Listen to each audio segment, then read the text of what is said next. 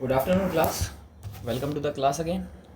तो जैसा कि आप सभी को बताया गया था कि आप सभी की रेगुलर क्लासेस चलेंगे। IMU CET का आपका एग्ज़ाम पास आने वाला है। मैथ्स की क्लास आपकी राहुल सर ले ही रहे हैं और राना सर ने भी क्लास अपलोड करी थी और GS वाली आपकी, और सिलेबस आप सभी का अपलोड कर दिया गया है। और जैसा कि मैं देख पा रहा हूँ कि आप लोग डिमांड कर रहे हैं शेड्यूल की, तो अगली वीडियो जो आने वाली है मे बी आज शाम तक या फिर कल आपको अपलोड कर दी जाएगी, जिसमें आपको शेड्यूल बता दिया जाएगा। तो आज का टॉपिक हमारा हम क्या रखते हैं भाई, चलो बहुत इंपॉर्टेंट सेक्शन है पार्ट्स ऑफ स्पीच। शुरुआत करते हैं पार्ट्स ऑफ स्पीच आया कहाँ से। तो जैसे मैं बोल रहा हूँ, मैं कुछ भी बोल रहा हूँ, उसको इंग्लिश में क्या बोलेंगे? स्पीक बोलेंगे। और बोलने वाला क्या होता है भैया? बोलने वाला होता है आपका स्पीकर। बोलने वाला क्या होता है?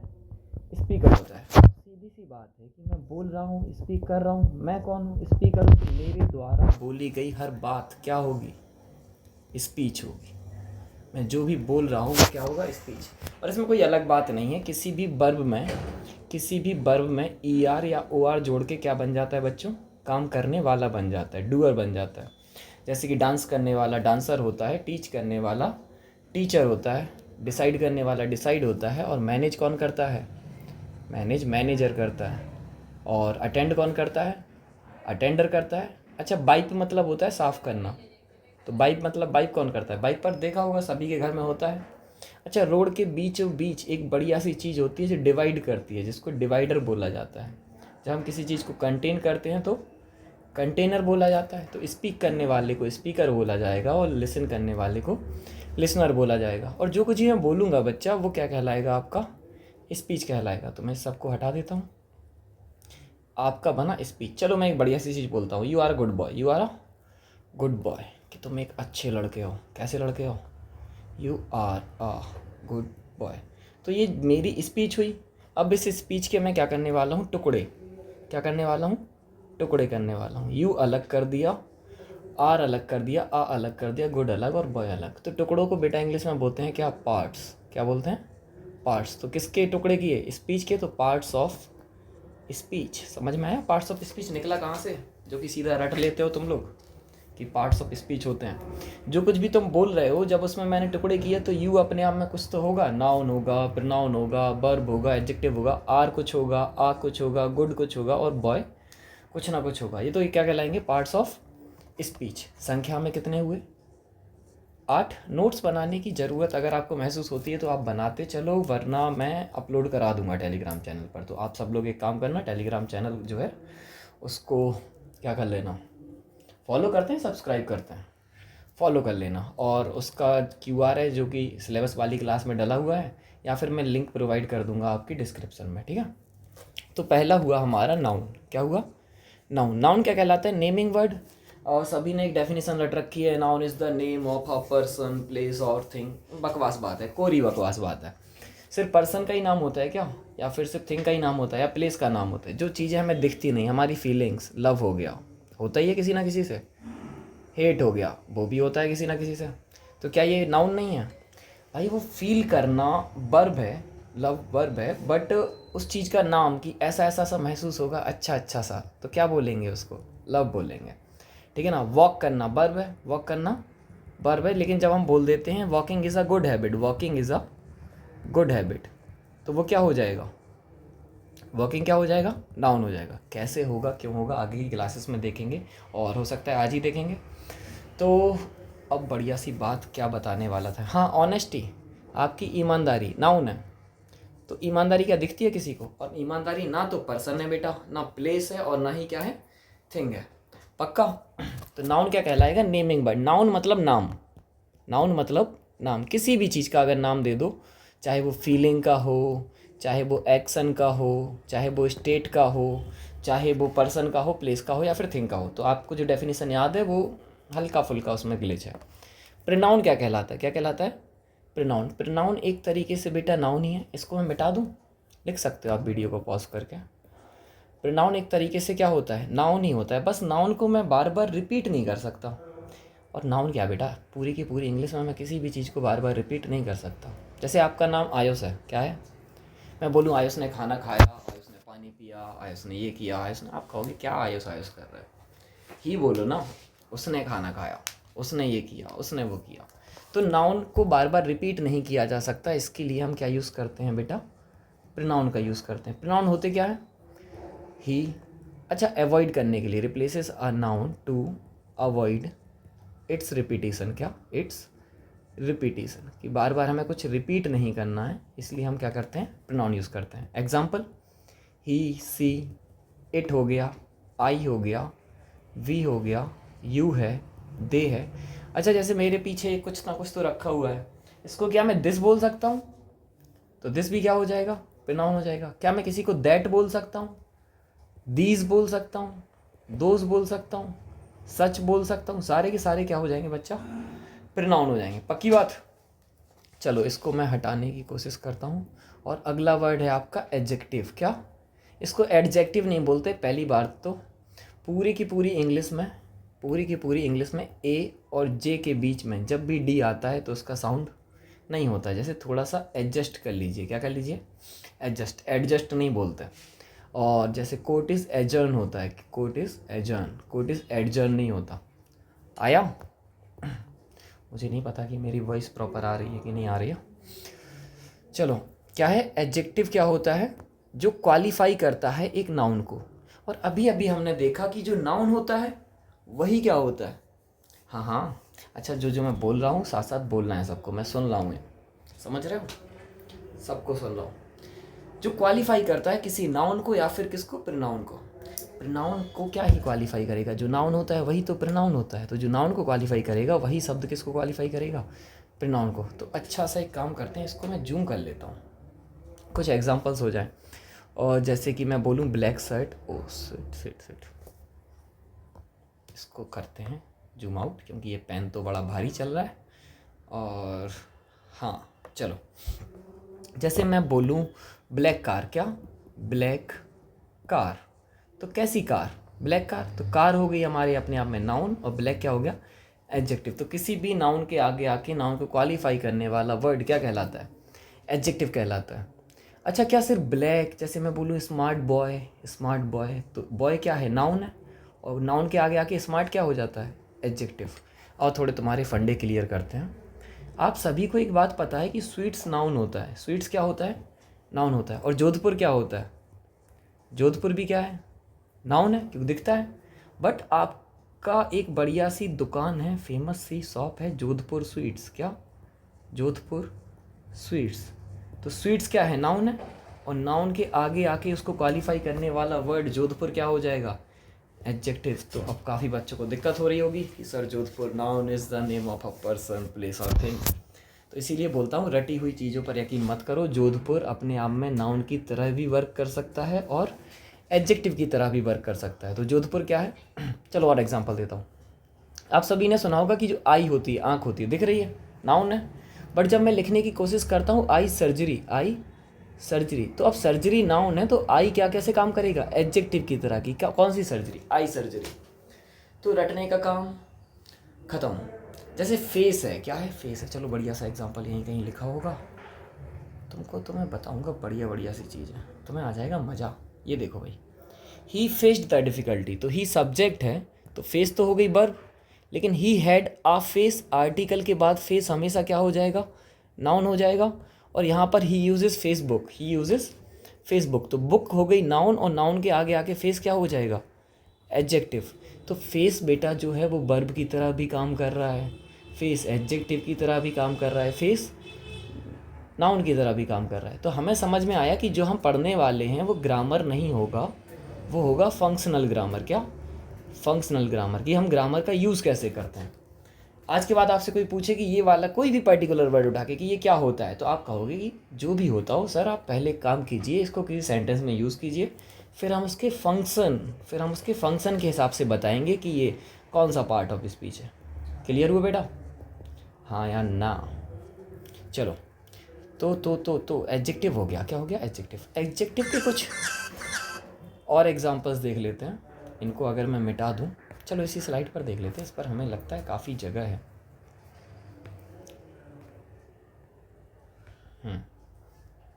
इसको मैं मिटा देता हूँ, कहाँ गया।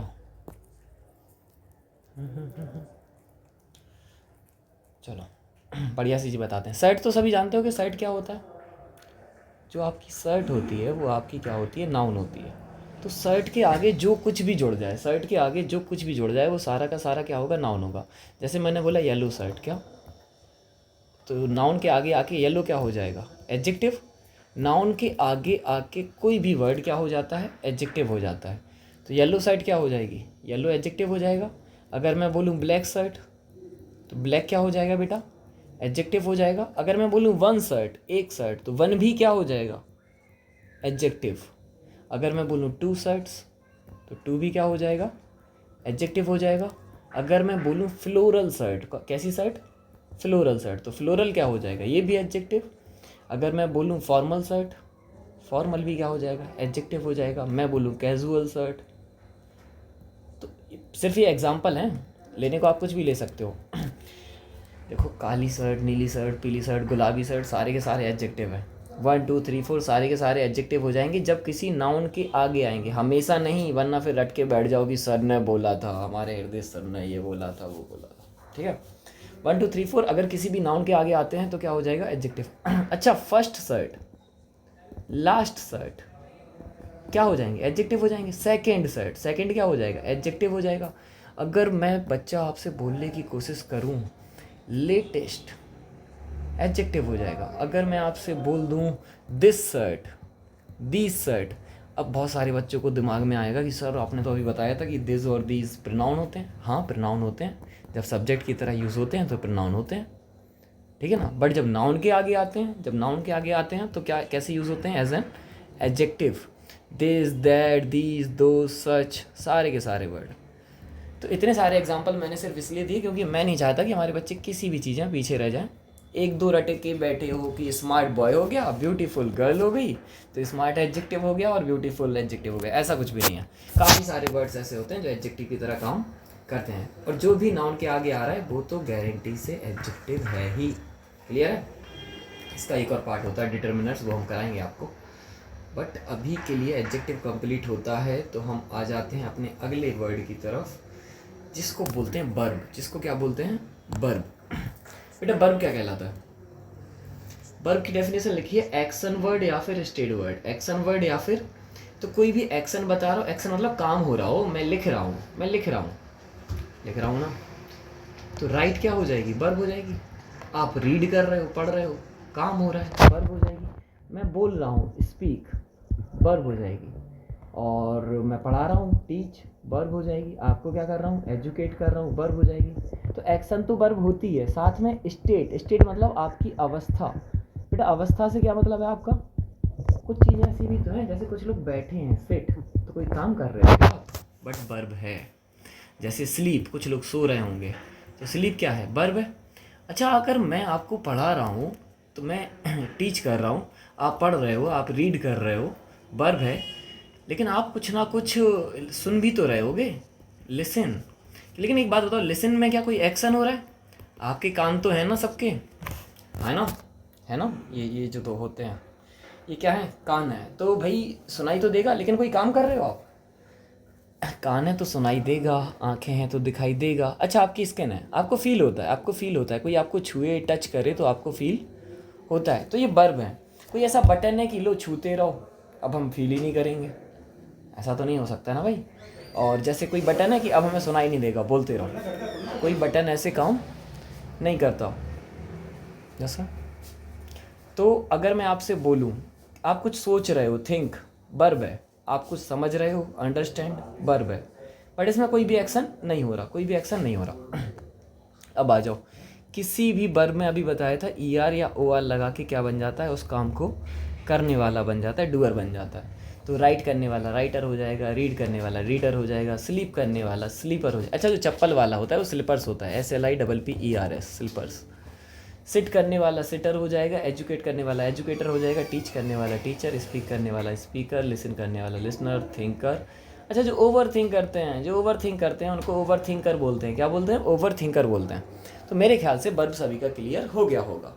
तो जो भी मैं लिखने के लिए शायद अगर आपको टाइम ना देख पा रहा हूँ तो मैं माफ़ी चाहूँगा, बट आप वीडियो को पॉज कीजिए और इत्मीनान से लिखिए।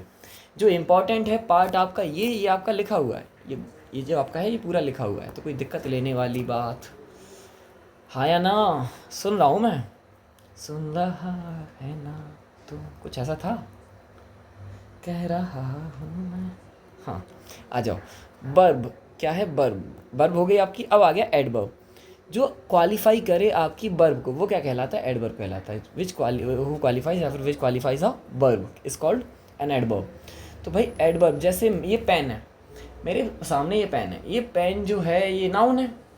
ब्लैक पेन है, तो ब्लैक क्या हो जाए? एडजेक्टिव है। अगर ब्लू है तो ब्लू भी एडजेक्टिव है, रेड भी एडजेक्टिव है। वन, वन पेन, वन भी एडजेक्टिव है। तो भैया पेन है आपका नाउन, पेन है आपका नाउन, और इस पेन को मैं फेंकूं, इस पेन को मैं फेंकूं, तो फेंकने का जो एक्शन हुआ वो क्या हुआ? बर्ब हुआ। फेंकने का एक्शन जो हुआ बर्ब हुआ। अब मैंने फेंका कैसे? फास्ट फेंका, स्लो फेंका, कैसे फेंका? जैसे मैं पर्सन हूँ, मैं पर्सन हूँ, नाउन है, मैं नाइस हूँ, नाइस पर्सन, नाइस एडजेक्टिव है, नाइस क्या है? एडजेक्टिव है। लेकिन मैं बात करता हूँ, टॉक करता हूँ, क्या करता हूँ? टॉक। तो टॉक तो वर्ब है ना, और कैसे बात करता हूँ? नाइस या नाइसली। तो नाइसली क्या हो जाएगा? एडवर्ब। नाइसली क्या हो जाएगा? एडवर्ब। जैसे ब्यूटीफुल गर्ल है, ब्यूटीफुल गर्ल, ब्यूटीफुल गर्ल। तो आप मुझे बताओ बेटा, गर्ल क्या है? नाउन है। गर्ल क्या है? और नाउन के आगे आगे ब्यूटीफुल क्या हो जाता है? एडजेक्टिव। लेकिन अगर मैं जो लिख रहा हूँ, वैसे मैं राइटिंग अच्छी नहीं लिख पा रहा हूँ क्योंकि पेन टैब से राइटिंग उतनी अच्छी कम ही आती है, तो अगर मैं राइट कर रहा हूँ तो राइट में कर रहा हूँ ब्यूटीफुली, ब्यूटीफुली। तो ये कि ब्यूटीफुली कैसे, मतलब एक बात बता ना, क्या किसको क्वालिफाई कर रहा है ये? ही राइट्स ब्यूटीफुली, ही राइट्स ब्यूटीफुली, ब्यूटीफुली। तो एक बात बताओ, ही ब्यूटीफुली है क्या या फिर राइट ब्यूटीफुली है? बेटा राइट ब्यूटीफुली है। बर्ब, बर्ब को क्वालिफाई करने वाला वर्ड एडवर्ब कहलाता है। क्या कहलाता है? एडवर्ब कहलाता है। तो आप समझ गए होगे मेरे ख्याल से इतने से। जैसे I am nice but I talk nicely, I am nice but I talk nicely. She is beautiful but she writes beautifully, but she writes beautifully. She communicates beautifully. आ रहा समझ में? I communicate beautifully. क्लियर? तो adverb क्या हो जाएगा?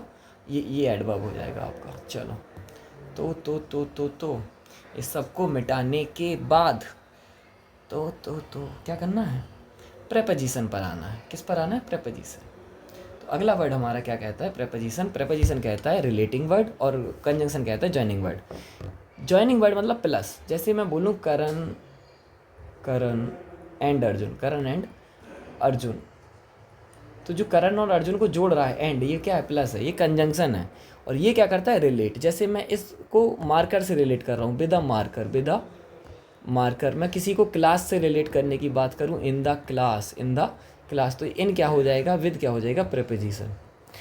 और preposition की खास बात क्या होती है? इसके बाद हमेशा ऑब्जेक्टिव केस आता है। प्रेपोजिशन के बाद हमेशा, अभी देखेंगे जब हम नाउन पढ़ेंगे कि नाउन कितने टाइप के होते हैं। नाउन ही सब्जेक्ट होता है, नाउन ही ऑब्जेक्टिव केस होता है, सब्जेक्ट क्या होते हैं, ऑब्जेक्टिव क्या होते हैं, नॉमिनेटिव केस क्या होते हैं, वोकेटिव केस क्या होते हैं, सब पढ़ेंगे, ठीक है। अभी के लिए प्रेपोजिशन का ऑब्जेक्टिव केस, प्रेपोजिशन के बाद ऑब्जेक्टिव केस आता है। जैसे कि मैं आपसे बोलूँ कि on the table, on the table, तो टेबल क्या है? नाउन है। ऑन क्या है? प्रेपोजिशन। ऑन क्या है? प्रेपोजिशन। ये रिलेट कर रहा है इससे कि कहाँ पर है कोई चीज़, टेबल पर है। बट कंजंक्शन, कंजंक्शन वर्ड को वर्ड से जोड़ता है, फ्रेज को फ्रेज से जोड़ता है, और सेंटेंस को सेंटेंस से जोड़ता है। तो मेरे ख्याल से वर्ड फ्रेज वाली क्लास आपकी अपलोडेड है, या फिर नहीं है अगर तो कर दी जाएगी। और वर्ड फ्रेज सेंटेंस, जैसे मैं बोलूँ कि I will not take the class, I will not take the class, और दूसरा सेंटेंस में बोलूँ I am ill, I am इल, तो ये दो अलग अलग सेंटेंस हैं, दो अपने आप में अलग अलग सेंटेंस हैं।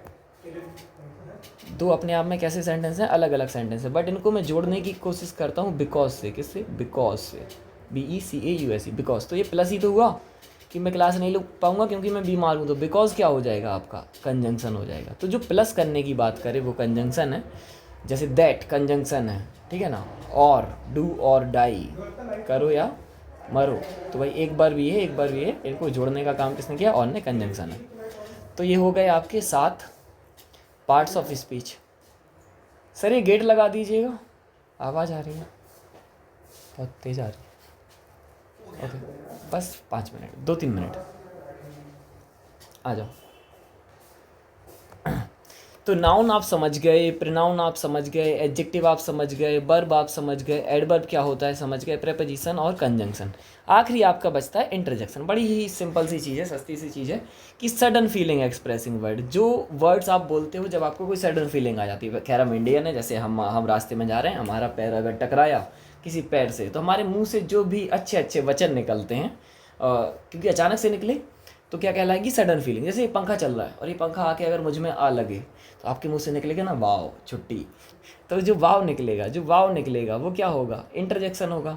और इसके बाद में ये एक्सक्लेम करने वाला एक्सक्लेमेशन मार्क लगता है, इसका रखेंगे आप विशेष ख्याल। जैसे कोई कोई बोल देगा कि ओ माई गॉड, जब आपका पैर पत्थर में लगा तो आपके मुंह से निकला ओ माई गॉड। खैर हम इंडियन हैं, हम कुछ भी बोल देते हैं, उन शब्दों का यूज़ करना वर्जित है। हाँ but wow, oh my God. अच्छा आप घर पे पहुँचे, आपके पिताजी आपके लिए लेके आए गाड़ी, आपके पिताजी बोले मैं आपके लिए कार खरीद के लाया हूँ। आप बोले वाओ ओ माई गॉड, आप बहुत ज़्यादा खुश हो गए। आप अंदर पहुँचे, कार रखी हुई थी 20 रुपए वाली, आपके मुंह से निकला यार सडन फीलिंग, ओप्स, एलास। पहले आप बोल रहे थे हुर्रे या फिर हुर्रा। तो ये सारे के सारे वर्ड्स सडन फीलिंग बताते हैं। क्या बताते हैं, सडन फीलिंग बताते हैं। तो ये क्या कहलाएंगे, आपके इंटरजेक्शन कहलाएंगे। तो आज के लिए इतना ही रखेंगे। पार्ट्स ऑफ स्पीच आपका होता है यहाँ पर, मतलब सिर्फ एक इंट्रोडक्शन वाला जो क्लास है वो होता है आपका ख़त्म। आगे हम क्लास शुरू करेंगे नाउन, जो कि आपको पढ़ाने वाला हूँ मैं। अच्छी सी बात है, और हम नाउन टॉपिक को बड़े ही बेहतरीन लेवल पर लेके जाएंगे।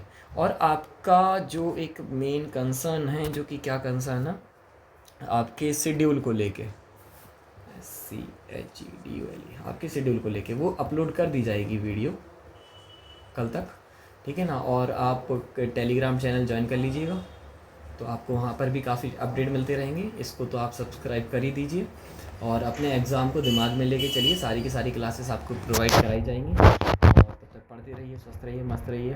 जय हिंद। और कोई भी क्वेरी हो तो मैं सबके जवाब देने की कोशिश करूँगा।